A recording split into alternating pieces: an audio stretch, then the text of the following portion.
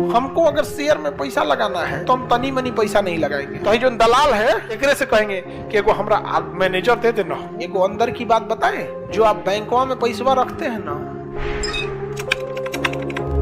अच्छा हमको शेयर बाजार में पैसा लगाना होगा। कल्पना करो हमको समय है, हाँ, जिस दिन हमको ये पता चल जाता है कि आज हमको 6 घंटा सोने को मिलेगा, कसम से बता रही इतना दिल खुश होता है ना जिसका कोई हद नहीं। 6 घंटा सोएंगे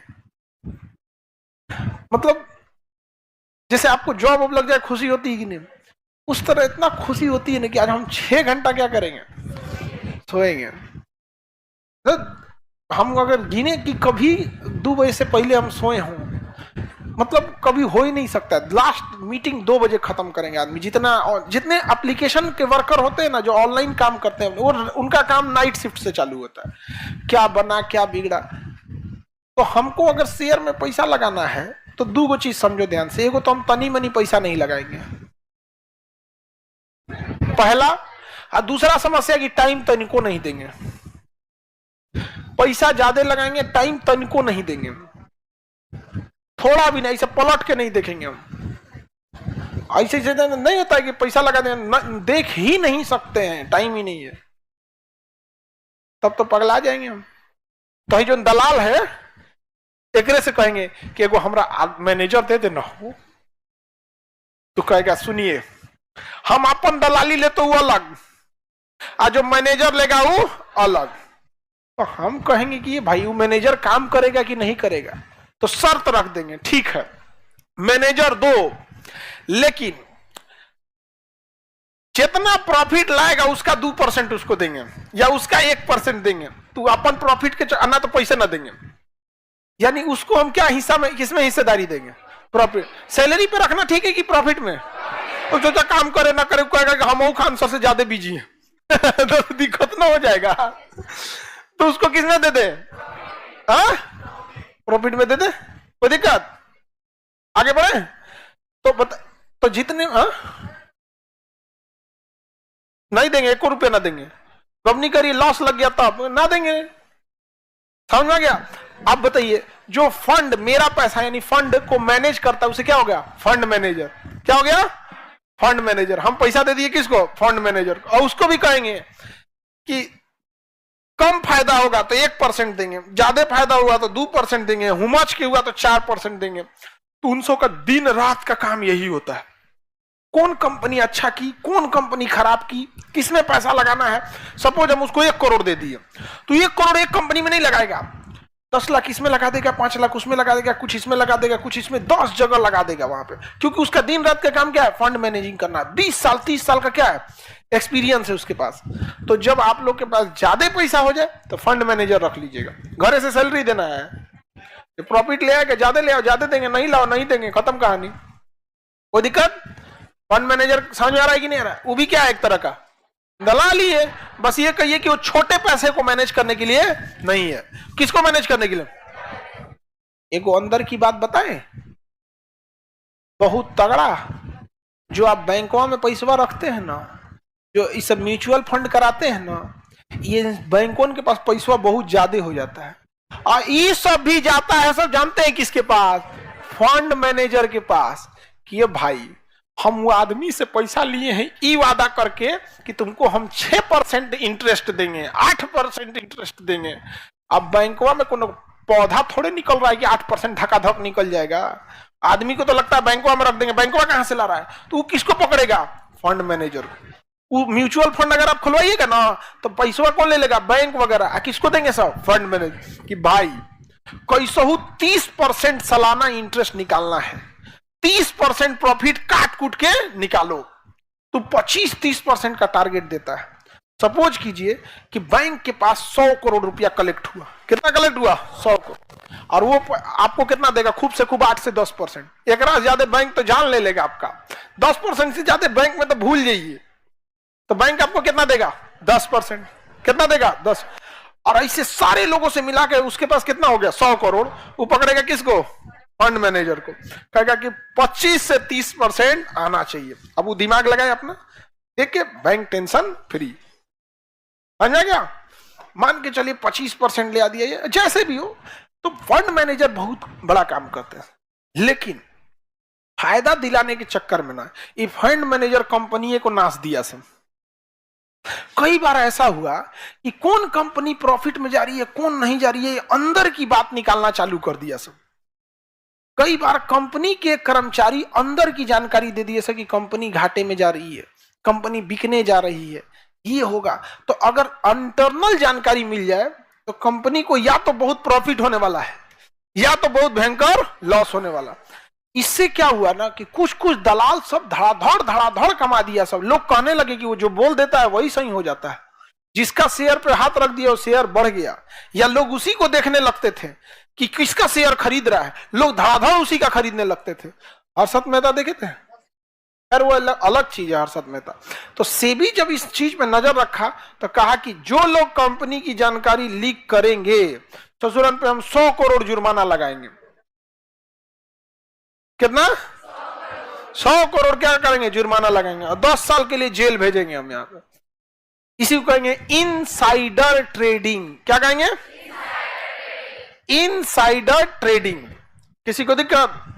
इनसाइडर ट्रेडिंग मतलब क्या होगा? कंपनी की आंतरिक जानकारियों को लीक करना क्या कहलाएगा? Insider trading.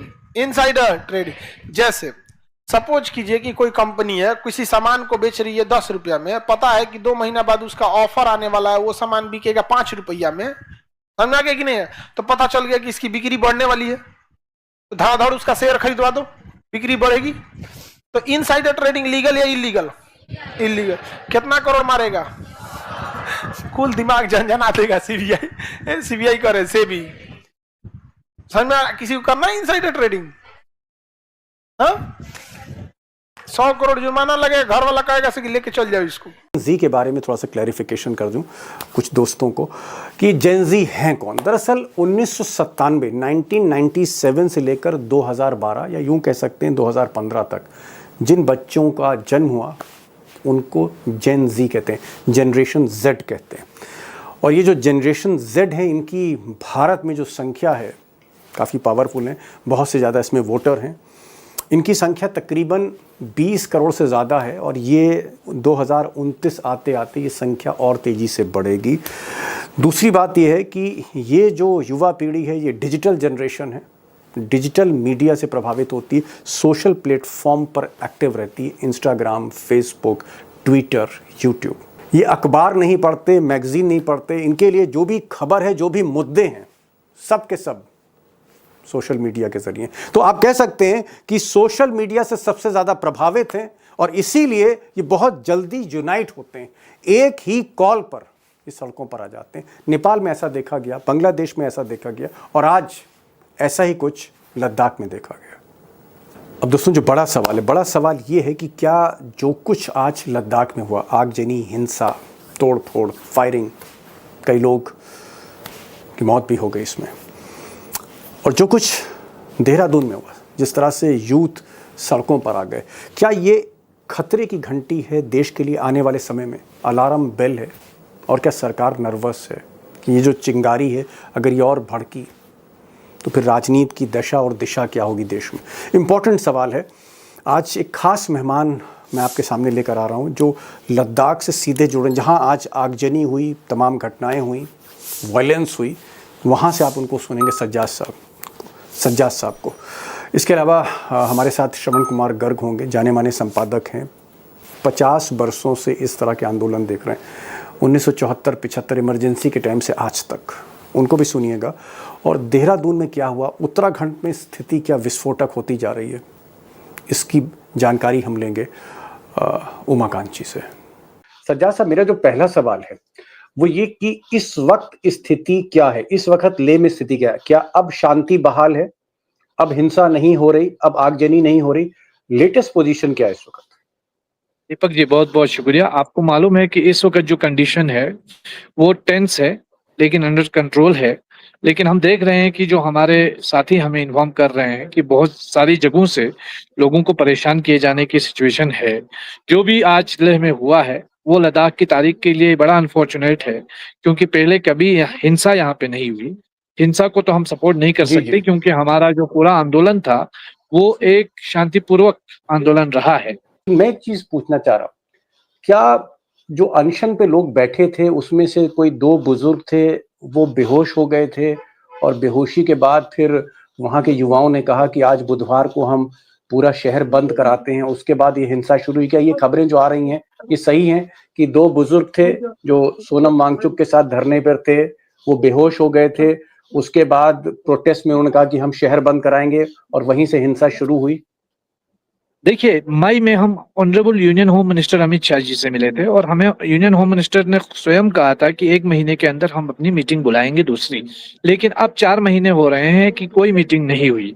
तो ये एक लेवल ऑफ फ्रस्ट्रेशन था लोगों के अंदर, क्योंकि उनकी बातें नहीं सुनी जा रही थी। और जब भी एमएचए ने लद्दाख के लोगों को बुलाया, तब लद्दाख के लोगों ने कोई अनशन, कोई आंदोलन, कोई पद यात्रा किया। उसके बाद एमएचए ने मीटिंग के लिए लद्दाख के लोगों को बुलाया है। तो इस बार भी ये अनशन चल रहा था और ये इसी अनशन के तहत आपको मालूम है कि कल 2 लोगों की हालत जो है वो थोड़ी बिगड़ गई, हॉस्पिटलाइज हो गए, बिगड़ गई। जिससे बहुत सारे लोग भावुक हो गए। और ये आपको मालूम है कि एक लेवल ऑफ फ्रस्ट्रेशन और इनसिक्योरिटी तो है लोगों के अंदर, क्योंकि न जॉब्स है लोगों के हाथ में। यूटी एडमिनिस्ट्रेशन सिर्फ फीते काटने में लगी हुई है। पिछले 4 साल में सिर्फ फेस्टिवल हो रहा है, डांस हो रहा है, यहाँ पे बॉलीवुड के एक्टर्स को लाके। अब बॉलीवुड से तो स्टेट नहीं चलता है, बॉलीवुड के फिल्में बनाने से। उसके लिए एक पूरी पॉलिसी चाहिए, उसके लिए लोगों का एंगेजमेंट चाहिए, लोगों का कंसेंट चाहिए। वो चीज लद्दाख में न आ रहा थे, तो जिसकी वजह से बहुत लोगों के अंदर एक फ्रस्ट्रेशन है। और यही गुस्सा जो है वो ट्रांसलेट हुआ है आज के इस अनशन में, और फिर ये जो फ्रस्ट्रेशन की वजह से ये सारा वायलेंस हुआ है जो नहीं होना चाहिए था। अब मैं जरा सीधे आता हूँ गर्ग साहब के पास। गर्ग साहब, आपने ले से आंखों देखा हाल सुना। उन्होंने कहा कि यूथ फ्रस्ट्रेटेड थे। 6 साल में एक गेस्टेड सरकारी अफसर की नौकरी नहीं हमको मिली है। 47,000 लोग अप्लाई कर रहे हैं एक एक पद के लिए, इस तरह की बातें। और उन्होंने कहा कि गुस्सा जो है वो इतना ज्यादा था कि आज ये हिंसा हो गई जिसको वो रोक नहीं पाया। हालांकि अब हिंसा थम चुकी, लेकिन कई लोगों की जान चली गई, बहुत से दर्जनों गंभीर रूप से घायल है। गर्ग साहब, आपने तो इतने आंदोलन देखे, मतलब 50 साल से तो आप पत्रकारिता ही कर रहे हैं। और मैं कह रहा हूँ 80% हमारे ऑडियंस की उम्र नहीं होगी उतनी जब से आप पत्रकारिता कर रहे हैं। आपने इमरजेंसी का दौर देखा, आप जयप्रकाश नारायण के साथ रहे, आपने तमाम आंदोलन, छात्र आंदोलन, सब कुछ अपनी आंखों के से देखा है। मैं एक चीज पूछना चाह रहा था कि ये जो यूथ है 22 साल का, 23 साल का, 24 साल का, जिसे हम जेन जी कहते हैं, जनरेशन जेड कहते हैं, क्या इसको नौकरी नहीं मिल रही? क्या इसके हाथ में रोजगार नहीं है, इसके हथेली पे पैसे नहीं है, इसलिए बहुत फ्रस्ट्रेट है? देखिए, बहुत सारा तो हमने 74 का, मैं बिहार में मूवमेंट में मैं खुद था जी, हमने देखा वहाँ। तो छोटी मोटी हिंसा तो उस समय भी हम देखते थे। अच्छा, होती थी तब भी? हाँ, मतलब इतनी इस तरह की कभी नहीं हुई। हमने दिल्ली का अन्ना का आंदोलन भी देखा, दिल्ली में, उसमें भी हम थे, देखा हमने। पर ये जो हो रहा है, जो नेपाल में हमने देखा या लेह में हमने देखा, ऑर्गेनाइज तरीके से एक पूरी युवा पीढ़ी इस तरह से वायलेंस पर उतर आए और अपने फ्रस्ट्रेशन को अंजाम दे, ये हम पहली बार देख रहे हैं। और ये बहुत बड़ा, देश के लिए बहुत बड़ा सेटबैक और बहुत बड़ा इंडिकेशन और खतरा है कि जो सरकार है वो किन चीज़ों को एड्रेस करने में लगी है और किन चीज़ों को वो टाल रही है, पोस्टपोन कर रही है। तो ये जो पोस्टपोनमेंट की पॉलिसी है, टालो वाली, ये खतरनाक है। आप देखिए मणिपुर में क्या हो रहा, प्रधानमंत्री वहाँ गए और लौट के आए तो वहाँ शुरू हो गई हिंसा। आप कुछ सॉल्व ही नहीं करना चाहते, ना मणिपुर को सॉल्व करना चाहते हैं, न लद्दाख को करना चाहते हैं, न जम्मू कश्मीर को करना चाहते हैं। उत्तराखंड में आपने एक चीफ मिनिस्टर को पूरी की पूरी इतनी ताकत प्रदान कर दी है कि वो अपने आप को कुछ भी समझते हैं। या यूपी में आपने जो एक ताकत प्रदान कर दी है वो कुछ भी समझते हैं अपने आप को। तो ये कौन चला कौन रहा है, पूरे देश को कौन चला रहा है? जी, यूथ फ्रस्ट्रेटेड है, ये कह रहे हैं। एंग्री यंग मैन जो है वो इस वक्त बेकाबू होता जा रहा है, कम से कम दक्षिण एशिया में ऐसा दिखता है। मैं लकड़ा साहब ये जानना चाह रहा था कि जैसे लेह में हमने देखा, आज वहाँ काफी आगजनी हुई, बीजेपी का दफ्तर जला दिया गया। देहरादून में मैं कुछ वीडियोस देख रहा था जहाँ बच्चों की, युवाओं की भीड़ बढ़ती जा रही है। वही 22, 24, 26 साल के बच्चे हैं जिनको जेनजी कहते हैं, ये क्या सिर्फ देहरादून के हैं या देहरादून के अलावा बाकी जगहों से, मसूरी से, नैनीताल से, ऋषिकेश से, चमोली से, बाकी जिलों से भी ये भीड़ आ रही है? ये जो देहरादून में लड़के हैं, ज्यादातर लड़के, कोई उसमें आधे से ज्यादा लड़के दूरस्थ इलाकों के, दुर्गम इलाके, चमोली से हैं, पौड़ी से हैं, टेरी से हैं, उत्तरकाशी से, कुमाऊं से हैं, नैनीताल से हैं, पिथौरागढ़ से। ये तो जो लड़के हैं, लड़के वहां पर, चूंकि सरकार देहरादून में बैठी है, और सरकार जब देहरादून में बैठी है तो वो प्रोटेस्ट करने इनकी छाती पे आएंगे, कहां जाएंगे वो? और उन लड़कों को, जो लड़के हैं, ये मुख्यमंत्री इतना घटिया काम पे लगा हुआ है कि हरिद्वार से कुछ लोगों को ट्रक में लाया गया, उनका वो हिंसा करवाने के लिए, ताकि वहां पर जो लोग बैठे हुए हैं, वो प्रोटेस्ट में बैठे हुए, धरने पर बैठे हुए, उनका विरोध करने के लिए भाड़े के लोग देहरादून से बुलाए गए।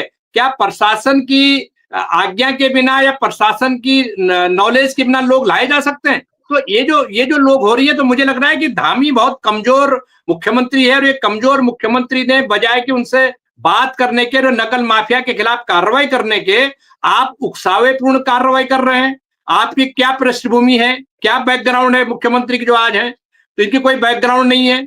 ये तो पीआरओ थे कोश्यारी जी के। जी, क्या ज्यादातर जो बच्चे हैं आपके देहरादून में जो प्रोटेस्ट कर रहे हैं, क्या ये बच्चे नकल माफिया से परेशान हैं, इम्तिहान देते हैं, फिर नतीजा रुक जाता है, पेपर लीक हो जाता है, मूलतः इसमें 100% बेरोजगार बैठे हुए हैं?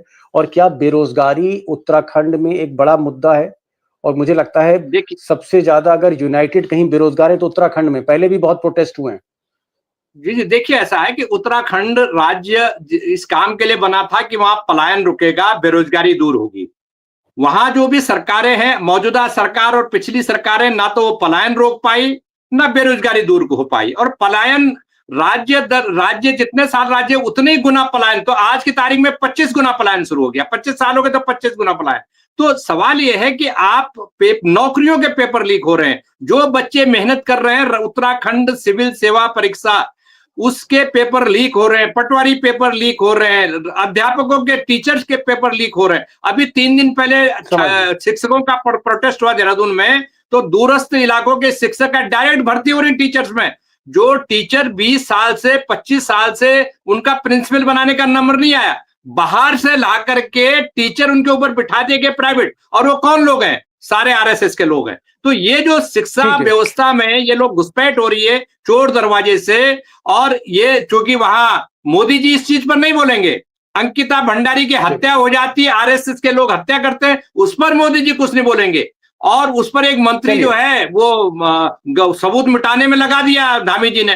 तो सवाल ये है कि इस तरह का नकारा मुख्यमंत्री उत्तराखंड में है। मुझे नहीं लगता कि इस तरह के मुख्यमंत्री अगर वहां रहेगा कुछ दिन और, तो और रक्तपात, और जैसे लेह में हुआ है, इस तरह की घटना में मैं बड़ा चिंतित हूं वहां के हालात को देख करके। और मुख्यमंत्री अपनी नाकामी छिपाने के लिए ध्यान को डाइवर्ट कर रहे हैं और कुछ नहीं कर रहे हैं, कोई काम नहीं उसके पास, और दिल्ली में आकर के अपनी कुर्सी को मजबूत बनाने का काम है। जी, ठीक है। मुख्यमंत्री कमजोर है, और वहां पर जो यूथ है उत्तराखंड में, देहरादून, नैनीताल, मसूरी, हर जगह से यूथ हरिद्वार से पहुंच रहा है।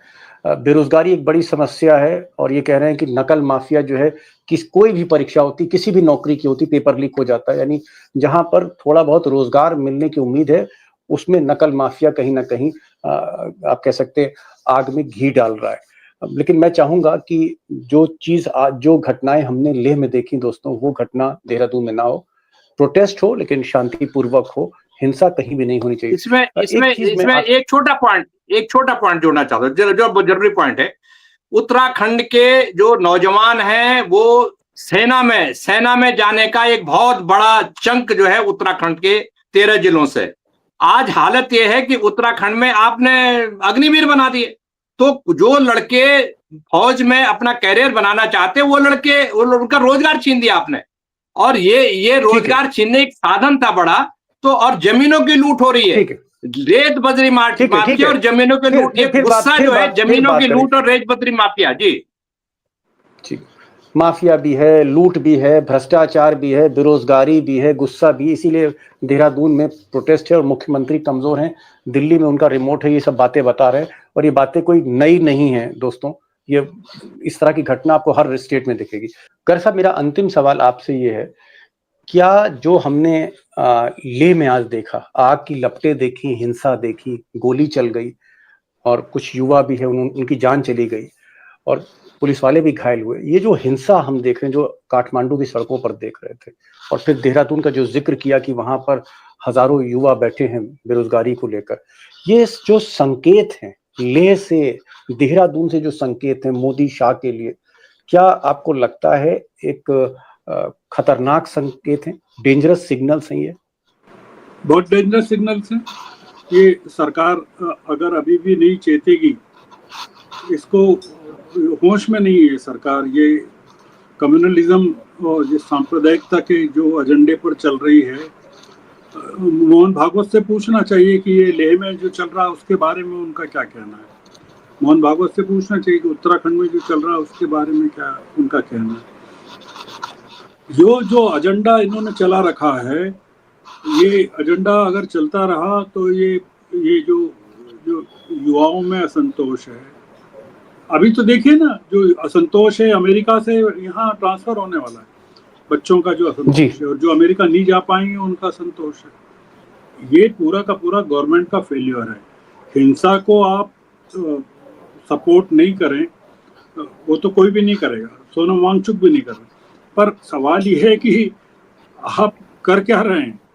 मतलब हिंसा को आप क्या कह देंगे कि वहाँ इन्फिल्ट्रेटर्स घुस गए लेह में, पहाड़ पर इतने ऊपर, जिन्होंने हिंसा फैलाई, कि आप ये स्वीकार करेंगे कि वहाँ की जो बच्चे हैं, 500 पोस्ट के लिए वहाँ 47,000 बच्चे अपियर होते हैं, और आपने जब से स्टेट बना है आपने कोई वहाँ गजेटेड ऑफिसर को अपॉइंट तक नहीं किया, वहाँ की कोई पोस्ट नहीं है, वहाँ के लोगों को नहीं मिला है, वहाँ का पब्लिक सर्विस कमीशन काम नहीं करता, सेंट्रली एडमिनिस्ट्रेट जो हुकूमत है वहाँ हो क्या? तो लोगों की नाराजगी जो है वो आप उसको कैसे दबाएंगे? मतलब ये हिंसा नहीं भी हो, ये सोनम वांगचुक ने पीसफुल मार्च किया, जो आपके यहाँ सज्जाद साहब आए थे उन्होंने क्या कहा, पीसफुल मार्च किया लद्दाख से दिल्ली तक, आपने क्या किया? आपने उनको रवाना कर दिया वापस, हैं? सोनम वांगचुक के इंस्टीट्यूट की जमीन जो अलॉटेड थी वो आपने ले ली। सोनम वांगचुक को आप तरह तरह से हैरेस कर रहे हैं, वहां पर उनकी लीडरशिप को हैरेस कर रहे हैं। आपका जो मेंबर ऑफ पार्लियामेंट था, जो बीजेपी के टिकट पर जीता था, आप उससे पूछिए कि वो उसका क्या कहना है, वो क्या मानता है, वो क्या आपके साथ है क्या, कि वो सपोर्ट करता है कि ये जो बच्चे हैं उनको सपोर्ट करता है। वो जो वहाँ के मेंबर ऑफ पार्लियामेंट हैं, उनकी एक जमाने की पार्लियामेंट में स्पीच सुनिए और आज उनसे बात कीजिए कि वो क्या सरकार के साथ खड़े हैं कि नहीं खड़े। कोई मणिपुर का विधायक बीजेपी का सरकार के साथ नहीं है, लद्दाख का कोई विधायक एमएलए कोई साथ नहीं है, विधायक साथ। ये जो पूरा का पूरा मामला है ये बताता है कि वो लद्दाख जैसा एरिया जो बॉर्डर एरिया है, चाइना के साथ आपकी बॉर्डर लगी हुई है पूरा का पूरा है। आप थोड़ा सा ऊपर जाइए तो आप पाएंगे कि वो जो आपकी जो झील है जहां आपने ये शूटिंग हुई थी आमिर खान की, उसके आगे आप थोड़ा सा चले जाइए तो लेक जो है, तो आप पाएंगे कि वहाँ का जो चीन ने किस तरह से वहाँ अपना पूरा जाल फैला रखा है। ये जो पूरा सरकार की जो पॉलिसी है, बॉर्डर एरिया को लेकर जो पॉलिसी है, युवाओं को लेकर जो पॉलिसी है, बहुत डरावनी है। जो ये बच्चे जो कर रहे हैं हिंसा माइनस, मतलब हिंसा को सपोर्ट नहीं भी करें, आप उनकी डिमांड को कैसे खारिज कर देंगे कि 5 साल से उनको कोई अनएम्प्लॉयमेंट, मतलब पीसफुल प्रोटेस्ट को, मार्चेस को आप इग्नोर कर रहे हैं जी। 2019 के बाद से आप उनको स्टेटहुड नहीं दे रहे हैं, 6th शेड्यूल नहीं दे रहे हैं, मतलब ऑटोनॉमस जो काउंसिल्स बननी चाहिए, डिस्ट्रिक्ट काउंसिल्स बननी चाहिए, जिसके जरिए आप फाइनेंशियल पावर्स और ऑटोनॉमी जो देते हैं वो नहीं दे रहे हैं। तो ये बच्चों का गुस्सा तो देखिए दीपक जी, पीसफुल भी होगा तो भी गुस्सा तो निकलेगा, गुस्सा ही। आप उसको रिकॉग्नाइज नहीं करना चाहते हैं तो मत कीजिए, क्या दिक्कत है जी। बड़ी बात गर्ग साहब ने कही। गर्ग साहब का ये कहना है कि ये जो सिग्नल्स हैं, ये जो संकेत आ रहे हैं ले से, आज जहां हमने एक वायलेंस भी देखी, हिंसा भी देखी, आगजनी भी देखी, कई लोगों की, बच्चों की जान भी गई है, बहुत से पुलिसकर्मी भी घायल हुए। जो कुछ हुआ लेह में बिल्कुल भी अच्छा नहीं था, मैं कहूँगा देश के लिए तो बिल्कुल अच्छा नहीं था, लेकिन जो देहरादून और लेह में हमें चीजें दिख रही हैं, गर्ग साहब का कहना है कि बहुत ही डेंजरस सिग्नल्स हैं, बहुत ही खतरनाक संकेत हैं देश में आने वाले समय के लिए। और मैं यहाँ पर एक चीज ऐड करना चाहूंगा कि मजदूरों का आंदोलन हो, किसानों का आंदोलन हो, उसको किसी हद तक आप लाठी के जोर से संभाल सकते हैं, लेकिन जिस देश में बच्चा बिगड़ गया, जिस देश में बच्चे अगर सड़कों पर आ गए, तो इतिहास गवाह है, इतिहास गवाह है, आज से नहीं 100 साल 200 साल का, कि बच्चे अगर आगे आए तो फिर संभाले नहीं संभलती हैं स्थितियां और चीजें बेकाबू हो जाती हैं। ये हमने चीन में भी देखा, नेपाल में देखा, बांग्लादेश में देखा, और बहुत से यूरोप के देशों में भी देखा है, और यहाँ तक कि अफ्रीकी देशों में भी देखा है। स्थितियां गंभीर हैं और उनके मुद्दे भी बहुत गंभीर हैं। मोदी शाह क्या बिहार में उलझे रहेंगे और क्या बंगाल की तैयारी करेंगे, फिर असम की तैयारी करेंगे, या ये जो संकट है इसको देखेंगे? देखना है आगे क्या होता है। और जिस तरह से स्थिति उत्तराखंड की बताई, वो भी कम गंभीर नहीं है जो लखेड़ा साहब कह रहे थे।